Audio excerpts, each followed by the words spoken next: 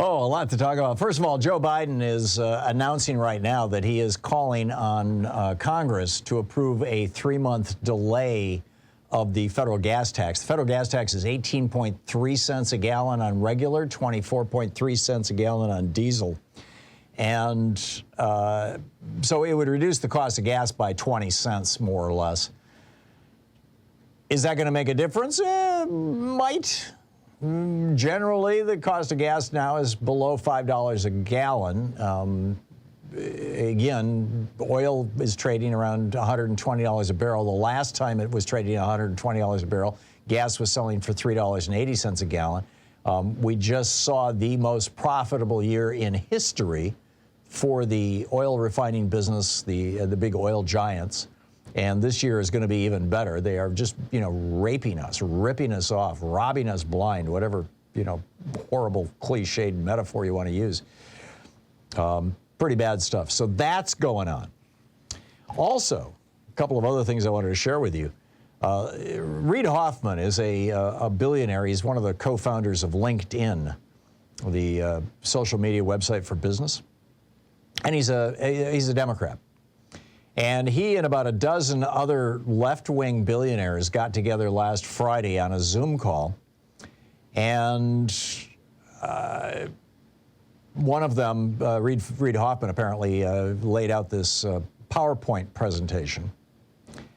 I'm getting this information, by the way, from a piece that Michael Scherer wrote for the Washington Post titled "Liberal Groups Devote Millions to Blocking GOP Election Deniers." And in his PowerPoint, basically he said that the 2022 elections, well, here's the exact quote: MAGA leaders intend to use 2022 midterm wins to install Trump in 2024, regardless of the vote. This is that worst case scenario where we've already got a couple of states that have changed their laws to say that whoever wins the state vote for president, whichever candidate wins, doesn't matter anymore. What matters now is who the members of the House of Representatives, or the legislature, the House and the Senate of the state, want to send to the Electoral College. Again, this is all the Electoral College. This is why we need this interstate compact, to fix this problem. But in any case, you've got a bunch of billionaires who are getting together, and they're pretty freaked out about this. And they point out in this piece, or Michael Scherer points out in this piece in the Washington Post, that this new strategy has diverted some of the focus away from federal House and state and Senate races and toward battleground state governor and secretary of state races, election administration contests, and even ballot measures aimed at protecting ballot access and tabulation. This year, the group has decided to spend money in only 5 2024 battleground states: the Michigan, Pennsylvania, Wisconsin, Minnesota, and Nevada, which in my mind is a bad thing. I mean, yeah, I get it. There's limited resources and you've got to put them where they're going to have the greatest impact. But I'm a big fan of the 50-state strategy, of Howard Dean's 50-state strategy, and I think that we need to go back to that. The Democracy Alliance, which is another wealthy liberal donor group, Pamela Schiffman, their president, said, "Democracy is the central issue of our time. It calls us all to the field. It is why we are all here." They're all in on trying to preserve American democracy. I mean, we're not even, progressives, Democrats are not even trying to save Social Security any longer under the relentless attacks by Republicans. They're not even trying to stop the privatization of Medicare, which is now almost half completed, that was started by George W. Bush in 2003 with the Medicare Advantage scams. They're not, trying to convince the president to forgive $50,000 in student loan debt. They're trying to preserve our democracy. This is what this has come down to. Ben Wickler, who's been a regular guest on this program for years, great guy. He is the chair of the Wisconsin Democrats, the Democratic Party in Wisconsin. He said, again, quoting from the Washington Post today, quote, "The threat of a Republican who in 2024 attempts to complete what failed in 2020 has been an enormous motivator for volunteers for donors, large and small, for people who want to fight for democracy almost regardless of their politics.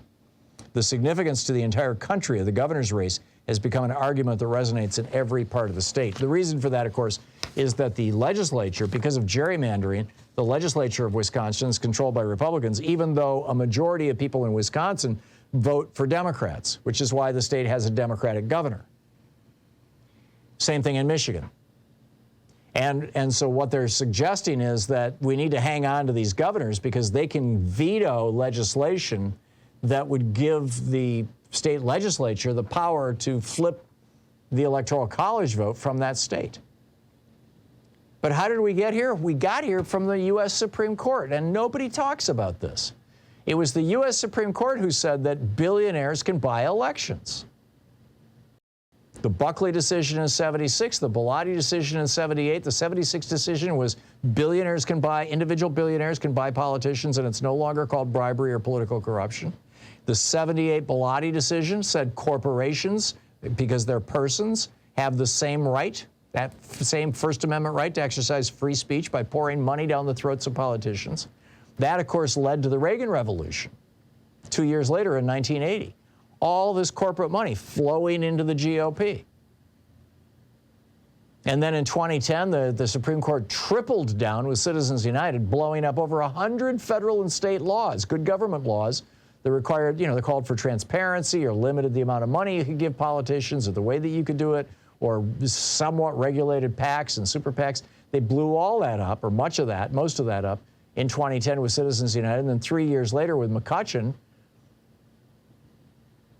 with that decision, the Supreme Court decision in 2013, they said, oh, and by the way, there's no longer a limit on how many politicians an individual billionaire can own. It used to be a little over 100. Now there's no limit.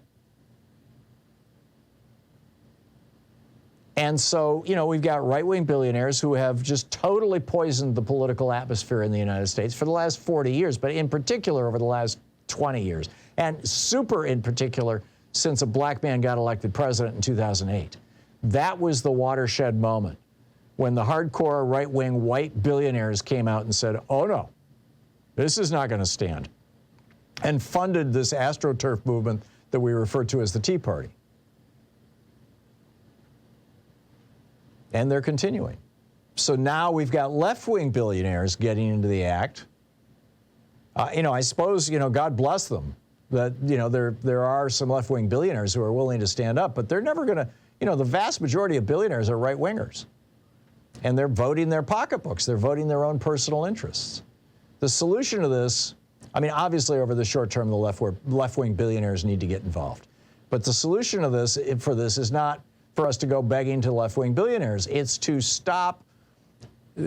overturn these Supreme Court decisions, which, by the way, would have happened if Joe Manchin and Kyrsten Sinema and all 50 Republicans had not blocked the For the People legislation that passed the House of Representatives and showed up in the Senate just about 5-6 months ago.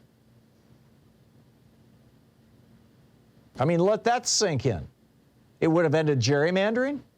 It would have ended or radically curtailed dark money.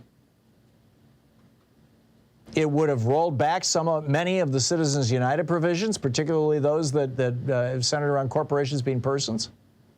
It would have re-empowered the Voting Rights Act. It would have reversed the McCutcheon decision that said that, the Shelby County decision, where the Supreme Court said, oh yeah, you want to racially discriminate in allowing people to vote? Sure, no problem. We need to fix this. We need to fix this in a big way. And we need to fix it at the cause, at the core, at the base, the systemic cause, which is the polluting, corroding, corrupting power of big money in politics.